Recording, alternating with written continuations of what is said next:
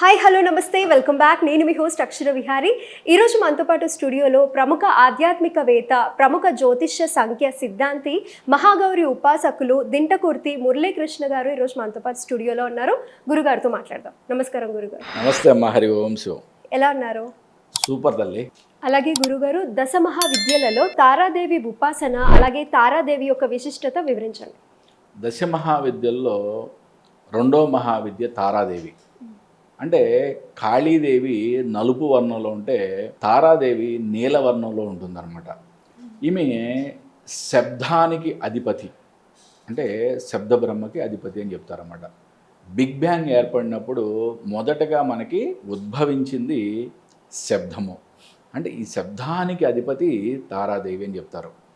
అలాగే పరమశివుడు హాలాహలాన్ని సేవించి ఆయన స్పృహ కోల్పోయినప్పుడు, ఆయన కొంచెం స్పృహ కోల్పోయినట్లుగా అయిందంట. అప్పుడు స్తన్యమిచ్చి స్వామివారిని సేద తీర్చింది తారాదేవి అని చెప్తారన్నమాట. మనకి మంత్రశాస్త్రంలో చెప్పబడింది. తారాదేవి యొక్క గొప్పతనం మనకి ఎంతో ఎంతో మహానుభావులు, ఎంతో అద్భుతమైన మహానుభావులు, జ్ఞానులు తారాదేవిని ఉపాసించి అద్భుతమైన జ్ఞానాన్ని పొందారని, వాక్శుద్ధి పొందారని కూడా మనకి ఎన్నో రుజువులు, ఉదాహరణలు ఉన్నాయి. ఈ అమ్మవారికి చైత్ర శుక్ల నవమి చాలా పీతృపాత్రమైనది. స్త్రీలను శత్రువులుగా చూసేవాళ్ళు తారాశక్తి ఉపాసన చేయలేరు. కాళీదేవి నలుపు రంగులో ఉంటే తారాదేవి నీలవర్ణంలో ఉంటుందని మనం చెప్పుకున్నాం. ఈ సృష్టిలో అన్నిటికన్నా శక్తివంతమైనది వాక్కు. అంటే ఈ శబ్దానికి ఉన్న పవర్ అటువంటిది. సరిగ్గా మాట్లాడగలిగితే అన్ని పనులు సరిగ్గా జరిగిపోతాయి అంటాం కదా. అట్లాగే ఈ తారాదేవిని ఉపాసించినా కూడా మనకి జీవితంలో అన్ని పనులు సరిగ్గా జరిగిపోతాయని చెప్పుకోవచ్చు. పశ్చిమ బెంగాల్లోని తారాపీఠ అనే సుప్రసిద్ధ క్షేత్రంలో అమ్మవారు శిశు రూపంలో ఉన్న శివునికి స్తన్యం ఇస్తున్నట్లుగా ఉంటుంది. మనం ఇందాక ఒక కథ చెప్పుకున్నాం కదా, అదే అనమాట. అంటే ఎప్పుడైతే హాలాహలం తాగి స్వామి కొద్దిగా కళ్ళు తిరిగినట్టు అనిపించింది, అప్పుడు తారాదేవి తన యొక్క స్తన్యాన్ని ఇచ్చి సేద తీర్చినట్టుగా చెప్తుందనమాట. ఇటువంటి క్షేత్రం మరెక్కడా మనకి తారసపడదు. ఆమె చేతిలో కత్తెర ఉంటుంది. అంటే మన అజ్ఞానాన్ని ఆవిడ కట్ చేస్తుంది అని చెప్పచ్చు అనమాట. తారాదేవి యొక్క పురుష రూపమే రుద్రుడు. శ్రీరాముని అవతార శక్తిగా తారామాతని చెప్తారు. అందుకే శ్రీరామ మంత్రాన్ని తారక మంత్రము అంటారు. సంసార సాగరంలో ఉన్న అన్ని దుఃఖాలను పోగొట్టే అద్భుతమైన శక్తి ఈ తారాదేవి. ఎంతోమంది మహానుభావులు, ఎంతోమంది మహాపురుషులు, మహాకవులు ఈ అమ్మవారిని ఉపాసన చేశారని చెప్పుకున్నాం కదా. తిరుపతి వెంకట కవులు, గణపతి ముని అంటే కావ్యకంఠ గణపతి అంటే మన రమణ మహర్షి వారి యొక్క శిష్యులు, వీరు తారాదేవి ఉపాసనతోనే అత్యంత శక్తివంతులయ్యారని కూడా మనకి తెలుస్తుంది. తారాదేవిని ఏకజటాదేవి అని, నీల సరస్వతి అని, ఉగ్రతార అని ఇలా వివిధ రూపాల్లో ఉపాసన చేస్తారు. మనకి వాక్శుద్ధి కలగాలన్నా, మంత్రసిద్ధి, మంత్ర బలం కలగాలన్నా కూడా తారా ఉపాసన చాలా అత్యంత శక్తివంతమైన మహావిద్య ఉపాసన అని చెప్పుకోవచ్చు తల్లి. గురుగారు, ఇప్పుడు మనం ఆల్రెడీ ఇదివరకు మాట్లాడుకున్నాము. దశ మహావిద్యలు అంటే ఇప్పుడు కామాఖ్యాదేవి అమ్మవారి ఆలయంలో పూజలు అంటే అది సాధారణమైన విషయం కాదు, ఎంతో ఖర్చుతో కూడుకున్న విషయం. మరి దీనికి పరిష్కారం మన దగ్గర ఏమన్నా ఉంటుందా? దీని గురించి మీరు ఏం చెప్పాలనుకున్నారు? కామాఖ్య అంటే మనకి ఇక్కడ తంత్రశాస్త్రంలో అమ్మవారి ఒక ఉపాసన అనేది చాలా ప్రముఖంగా చెప్పబడింది కామాఖ్య మందిరంలో.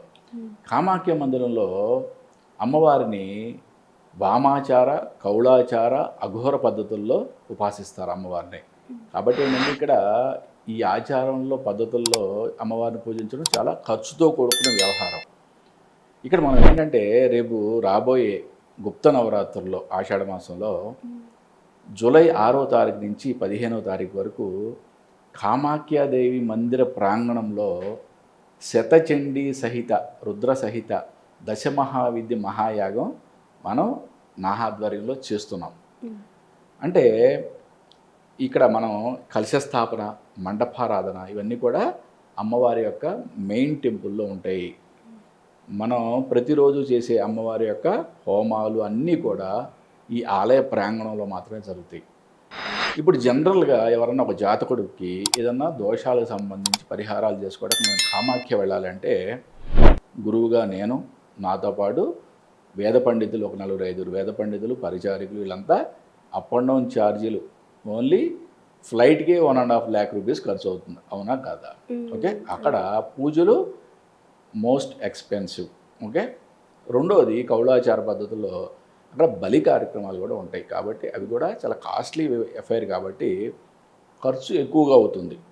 కానీ ఇప్పుడు జూలైలో మేము 10 రోజుల పాటు మేము అక్కడే ఉంటున్నాం కదా ఈ మహాయాగం కోసం.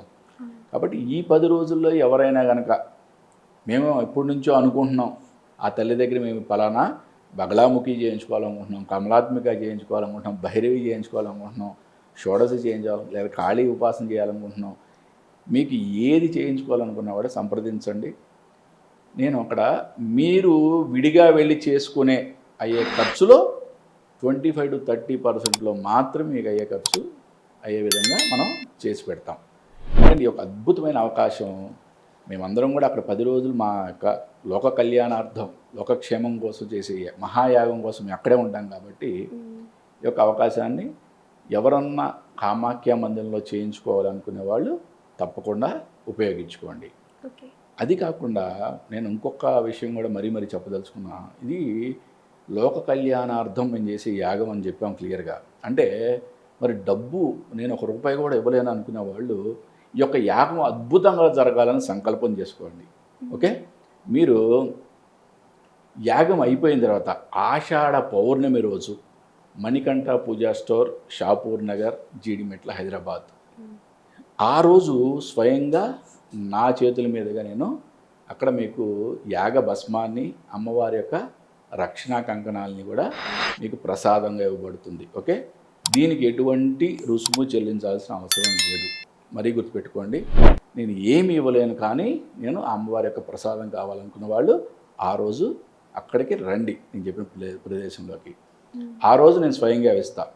కానీ తర్వాత 10 రోజుల వరకు కూడా ఓకే ఆ ప్రదేశంలో మణికంఠ పూజా స్టోర్లో మీకు ఆ ప్రసాదం అనేది లభ్యతలో ఉంటుంది. ఈ యొక్క అద్భుతమైన అవకాశాన్ని అందరూ వినియోగించుకోండి. అమ్మ కృపకి పాత్రలు కండి. వావ్! అంటే ఇప్పుడు చాలామంది ఉంటారు డబ్బుకి వెనకాడి కొన్ని హోమాలు, యాగాలు ఇట్లాంటివి చేపించుకోవాలనుకుంటారు. కానీ డబ్బుకి వెనకాడి చేపించుకోలేకపోతారు. ముఖ్యంగా కామాఖ్య అమ్మవారి దేవాలయంలో పూజలు అంటే సాధారణమైన విషయం కాదు. దానికి మీ దగ్గర చక్కటి పరిష్కారం ఉంది. అలాగే ఎంతోమంది తప్పకుండా మీరు జరిపించే ఈ పూజకి హాజరయ్యి అలాగే వీలైనంత విరాళాన్ని అందిస్తారు అనుకుందాం గురుగారు. సో చూస్తున్నారు కదా, మీరు కూడా కింద కనిపిస్తున్న డిస్ప్లే నెంబర్కి కాల్ చేయండి, ఇతర వివరాలను తెలుసుకోండి. నమస్తే గురుగారు. నమస్తే అమ్మ, హరి వంశు.